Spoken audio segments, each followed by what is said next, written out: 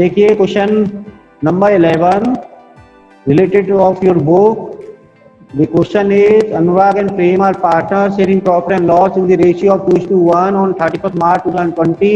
Their balance sheet was as under follow. Liability is given: Sunday creditor, Mrs. Anurag's loan, Mrs. Anurag loan and Anurag loan. ये दोनों ही हैं बेटा, यहाँ पर हमें देख लेना है कि कौन पार्टनर है। अनुराग एंड प्रेम इज पार्टनर। तो अनुराग लोन ये पार्टनर्स लोन है। पार्टनर्स लोन रिलायंस अकाउंट में नहीं आता है, लेकिन मिसेज अनुराग लोन ये थर्ड पार्टी लोन है, ये रिलायंस अकाउंट में आपको शो करना पड़ेगा और इसका पेमेंट भी करना ही पड़ेगा। तो अनुराग लोन के लिए सेपरेट अकाउंट मेंटेन करना है। नेक्स्ट, वर्कमैन कंपनसेशन रिजर्व दिया हुआ है बेटा। तो वर्कमैन कंपनसेशन रिजर्व अगर लायबिलिटी अराइज नहीं होती है तो टोटल पार्टनर्स कैपिटल अकाउंट में इसे डिस्ट्रीब्यूट कर देंगे। उसके बाद इन्वेस्टमेंट फ्लक्चुएटिंग रिजर्व, ये एसेट्स के अगेंस्ट फंड है। देख लेना है कि एसेट साइड में इन्वेस्टमेंट गिवन है कि नहीं है। यस, इन्वेस्टमेंट गिवन है एसेट साइड। तो in such case investment should be shown in CR side of reliance account because investment is given in asset side. अगर यहाँ पर इन्वेस्टमेंट नहीं दे रखा होता लेकिन अननेसेसरी इन्वेस्टमेंट फ्लक्चुएटिंग रिजर्व दे रखा होता तो ये फिर पार्टनर में डिवाइड हो जाता। जैसे वर्कमैन कंपनसेशन डिवाइड होगा वैसे ही ये पार्ट में डिवाइड होगा। लेकिन अगर इन्वेस्टमेंट दिया हुआ है एसेट साइड तो आपको रिलायंस अकाउंट में investment fluctuating reserve CR side show करना पड़ेगा। Next, profit and loss account दिया हुआ है बेटा। प्रॉफिट एंड लॉस पार्टनर्स में डिस्ट्रीब्यूट हो जाता है, ये हमें पता है। कैपिटल, अनुराग एंड प्रेम दिया हुआ है। इधर देखेंगे बैंक जो है अलग से अकाउंट बनता है, इसलिए रिलायंस अकाउंट में ये आता नहीं है।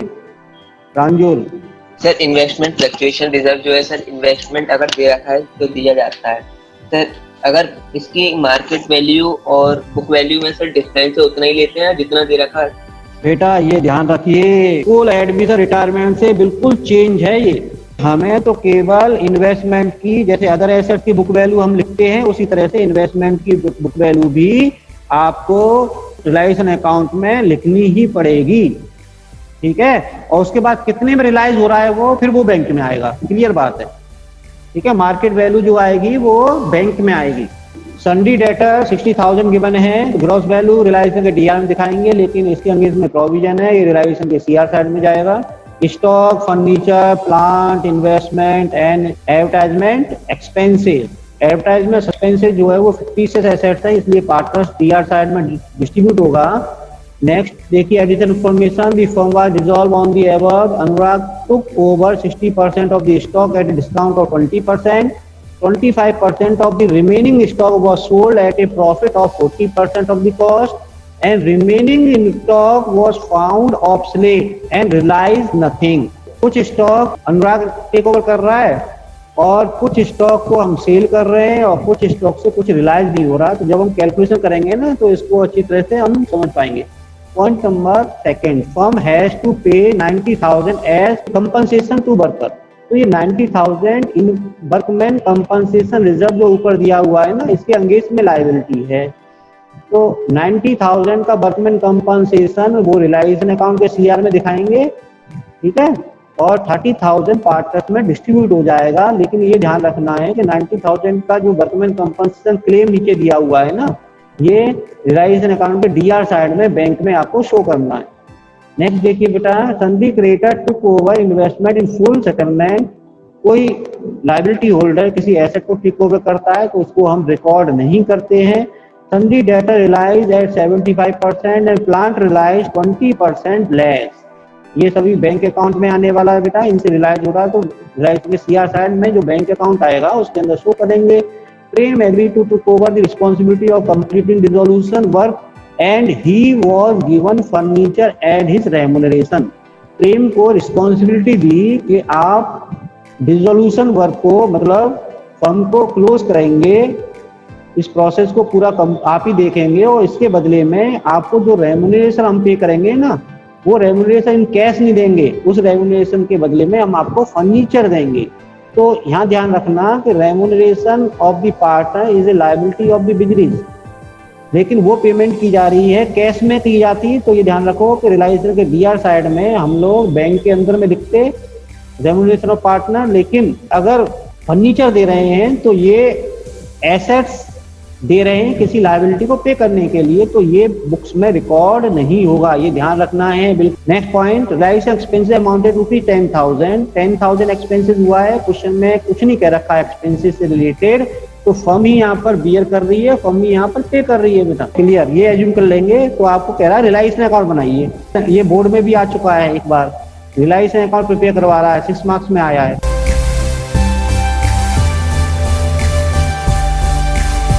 सबसे पहले ध्यान रखिए कि जितनी भी एसेट्स हैं सबको हमें लेके जाना है।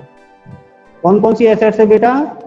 ये एसेट्स हैं, debtor, stock, furniture, plant machinery and investment. तो सभी को मैं यहाँ से कॉपी कर लेता हूँ, कर लूँ क्या? तो इसको हम यहाँ पर दिखा देते हैं, फिर वहाँ पर सही कर देंगे इसको। यहाँ से इसको डिलीट कर देते हैं क्योंकि मुझे पता है।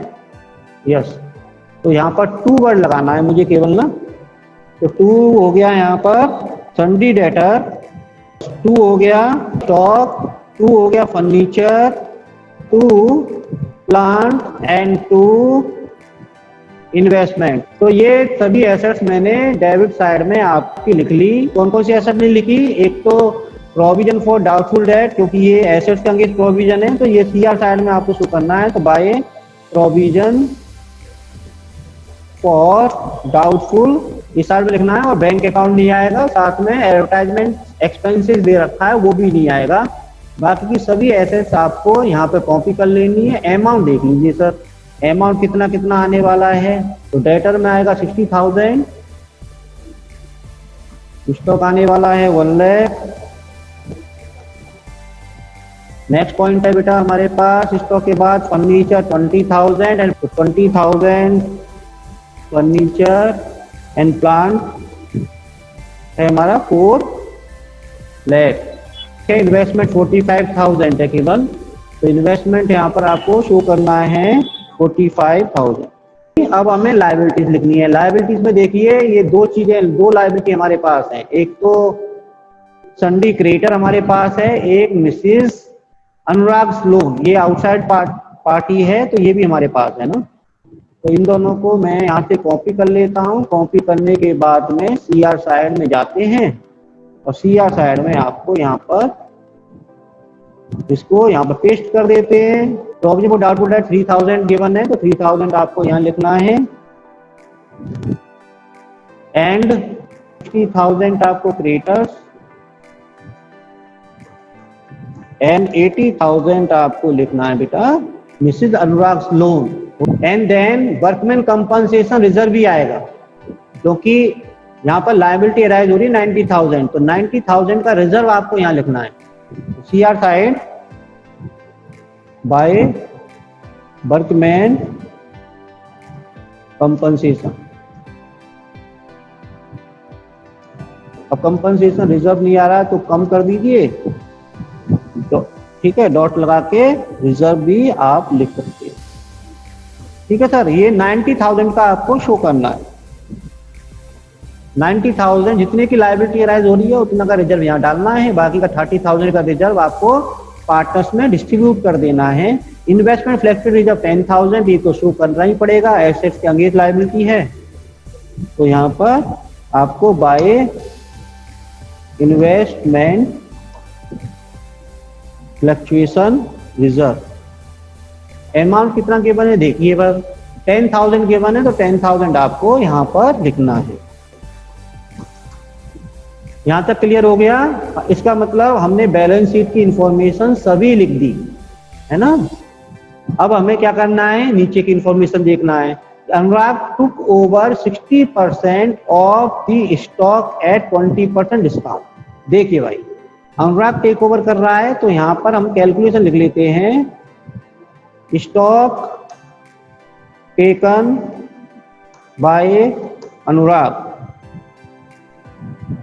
इक्वल टू आप कर दीजिए total stock given in question 1 lakh. कितना परसेंट ले रहा है स्टॉक? 60%, और वो भी 20% डिस्काउंट पर। तो सबसे पहले इसका आपको 60% करना है, ले लीजिए आप ब्रैकेट में ले लीजिए, एंड देन ये तो गया 60%, लेकिन इसमें से भी आपको 20% कम करना है। इट मीन्स आपको जो है ना मल्टीप्लाई करना है, कितने से करना है बेटा, 80% से। 80% में ले रहा है ये, 20% लेस देन मीन्स 80% हो गया, 80% में ले रहा है, तो ये हो जाएगा 60,000, तो अंदर का हो जाएगा 80% करेंगे तो 48,000 हो गया बेटा। तो कोई पार्टनर अगर किसी एसेट्स को टेक ओवर करता है तो इधर लिखोगे बाय अनुराग कैपिटल अकाउंट।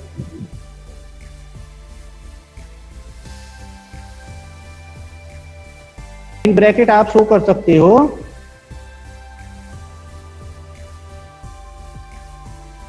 तो स्टॉक टेक ओवर कर रहा है कि total of the stock means 60% of the stock taken over by the Anurag at 20% discount, so that stock is given 1 lakh and इसका 60% कर लोगे, 20% डिस्काउंट लेस करने के बाद 80% बचेगा बेटा। तो 80% से आप मल्टीप्लाई करोगे ना तो टोटल 1000 आ गया ना, तो यहाँ पर आपको सीआर साइड में अनुराग कैपिटल लिखना है, इन ब्रैकेट आप स्टॉक लिख सकते हो 48,000। अनुराग ने कितना स्टॉक लिया ये तो हमने क्लियर कर दिया, लेकिन आगे भी क्वेश्चन में स्टॉक से रिलेटेड इंफॉर्मेशन दी हुई है। क्या दी हुई है देखिए, 25% of the remaining stock was sold at a profit of 40%, मतलब रिमेनिंग स्टॉक का 25%, 60% तो अनुराग को दे दिया, तो रिमेनिंग स्टॉक बचा, रिमेनिंग स्टॉक हमारा कितना बचा है बेटा, 1 लाख टोटल स्टॉक था, उसमें से आपने स्टॉक दे दिया 60,000 का, कॉस्ट वैल्यू 60,000 लेस हो गई, तो रिमेनिंग स्टॉक हमारे पास बच रहा है 40,000। अब amount received on sale of stock हमारा 40,000 टोटल बचा है रिमेनिंग, इसका 25% आप सेल कर रहे हैं, 25% आप सेल कर रहे हैं, and then it will be sold at 40% above the cost, so that 40% above the cost करोगे तो इसके में 40% जोड़ दो इसका, या फिर आप इसका मल्टीप्लाई करोगे ना 140% से तो अपने आप आ जाएगा ये, तो मल्टीप्लाई बाय 140% कर लो आप, 14,000 आ गया ये, तो 14,000 हम सेल कर रहे हैं बेटा, क्लियर। यहाँ लिखोगे by bank account, bank account आप लोग करेंगे और इसको बैंक अकाउंट के अंडर में लिखना है, इधर क्या लिखना है, स्टॉक, क्योंकि स्टॉक से हमें अमाउंट रियलाइज होगा बेटा, स्टॉक से रियलाइज हो रहा है एंड 14,000 रुपीज। एंड देन आगे क्या क्या रखा है देखिए, स्टॉक से related, remaining stock was found obsolete and realise nothing, कुछ भी रिसीव नहीं हो रहा, तो जब रिसीव नहीं हो रहा कुछ तो छोड़ दीजिए इसको, वो स्क्रैप हो गया टोटली, रियलाइज अकाउंट में आएगा नहीं। आगे देखिए, firm had to pay 90,000 as compensation two worker, तो ये लायबिलिटी अराइज हो रही है बेटा, रियलाइजेशन अकाउंट के डीआर साइड में आपको फिर लिखना है to bank account, bank account और अंदर लिखोगे वर्कमैन्स कंपनसेशन, COM कर दीजिए, और ये 90,000 इनर कॉलम में लिख दीजिए आप। इसके बाद क्वेश्चन में देखिए आगे क्या कह रखा है, creditor took over the investment in full settlement, creditor ने इन्वेस्टमेंट ले लिया और उन्होंने कह दिया अब मुझे पेमेंट आप मत करिए, फुल सेटल हो गए वो, तो क्रेडिटर्स को वो रिमेनिंग कैश से पेमेंट नहीं करेंगे, उन्होंने इन्वेस्टमेंट ले लिया है। नेक्स्ट देखिए, sundry debtor realise 75%, plant is realise 20% less, CR side में आएंगे तो डेटर से हमें रिलाइज हो रहा है, डेटर से हमें रिलाइज हो रहा है बेटा, total debtors of given in question 60,000, कितने में ले रहे हैं, 75% ऑफ 60,000 45,000। एंड देन देखिए बेटा नेक्स्ट, प्लांट रिलाइज 20% लेस, मतलब प्लांट से 80% रिलाइज हो रहा है हमें, तो इधर आपको ना दिखाना है प्लांट कितना अमाउंट है बेटा, प्लांट से 20% लेस हो रहा है, तो plant is given 4 lakh, 20% less कर दोगे मतलब 80,000 कम कर दोगे इसमें से, या फिर 80% कर लो, तो यहाँ पर 3,20,000 रुपीज आ जाएगा बेटा। नेक्स्ट पॉइंट दे रखा है, Prem agree to take over responsibility to completing dissolution work, ठीक है, and he was given for the service furniture as his remuneration, ठीक है, जो सर्विस उसने दी है प्रेम ने फर्म को at the time of dissolution उसके बदले में फर्म उसे फर्नीचर पे कर रही है, तो रेम्यूनरेशन के बदले में फर्नीचर दिया जा रहा है। Remuneration is a liability of the business and furniture given for fulfilment of the liability. तो इस कंडीशन में ये रिलाइजेशन अकाउंट में कहीं भी मेंशन नहीं होगा, ध्यान रखिए। इसके बाद क्वेश्चन के अंदर रिलाइजेशन एक्सपेंसेस दिए हुए हैं, तो realisation paid debit side of realisation account, तो यहाँ लिख लीजिए आप रियलाइजेशन एक्सपेंसेस। ठीक है बेटा, कितना अमाउंट है क्वेश्चन में दिया हुआ है लास्ट पॉइंट में, रियलाइजेशन एक्सपेंसेस 10,000 है, तो 10,000 आपको यहाँ पर लिख देना है बेटा। देखिए नीचे की जो इन्फॉर्मेशन है वो हमने सभी रियलाइजेशन अकाउंट में इंक्लूड कर ली है ना। अब क्या करना है, अब ये देखिए रियलाइजेशन अकाउंट में पहुंच जाइए। रियलाइजेशन अकाउंट में पहुंचने के बाद हमें ये देखना है बेटा कि कोई अदर लायबिलिटी तो नहीं है जिसका हमें पेमेंट करने से रह गया हो। देखिए प्रोविजन फॉर डाउटफुल डेट का हम पेमेंट करते नहीं है, हमें पता है। सन्डी क्रेडिटर का हमने सेटलमेंट एसेट देकर कर दिया, लेकिन मिसिज एज लोन रह गया है ना बेटा। क्या रह गया है, मिसिज एज लोन, तो हमें मिसिज एज लोन का पेमेंट भी करना पड़ेगा। समझ में आ रहा बेटा, मिसिज एज लोन का पेमेंट हमें करना पड़ेगा। तो यहाँ पे कितना है मिसिज एज लोन, देखिए वो 80,000 है, तो 80,000 आपको यहाँ पर लिखना है। ठीक है, और कोई लायबिलिटी रह गई है, वर्कमैन कंपल्सरी रिजर्व का कर दिया, इन्वेस्टमेंट फ्लैक्चुएशन फंड रिजर्व का पेमेंट करते नहीं है, बस हो गया। तो अब टोटल कर लेंगे आप, बोथ साइड टोटल कर लीजिए, इधर भी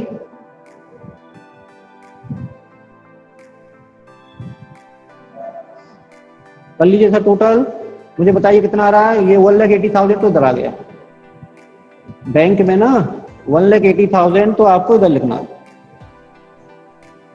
एंड देन बताइए सर इधर कितना आएगा, 59, 3,79,000। यस बेटा ना, 3,79,000 इधर आ गया। Yes sir. अब होल टोटल कर लीजिए आप।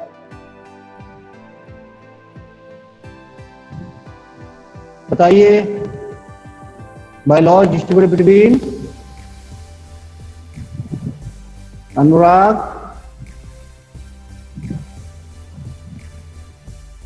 Capital and Prem's capital.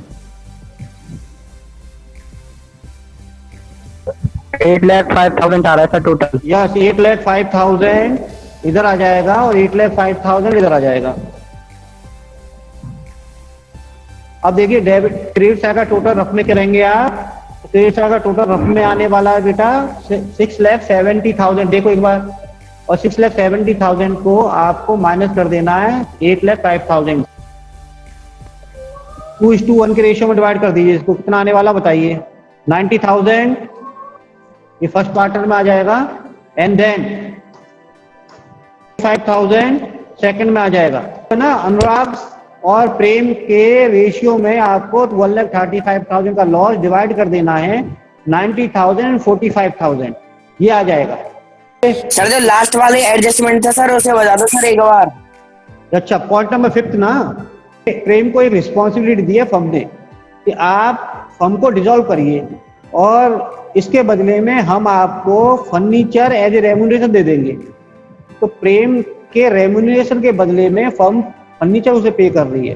तो इस केस में बेटा ना, ये लायबिलिटी हमारा रेम्यूनरेशन है, और लायबिलिटी के अगेंस्ट में कोई भी एसेट्स हम देते हैं तो रियलाइजेशन अकाउंट में शो नहीं करते हैं। ये जो है इसको एक्सेप्ट कर देंगे, आप छोड़ देंगे, ठीक है, लेकिन नोट डालेंगे आप, Prem remuneration is the liability of the firm and then furniture is given to pay out this liability so that it will be not shown in realisation account. Realisation account question में पूछा था करने के लिए, realisation account हम बना चुके हैं।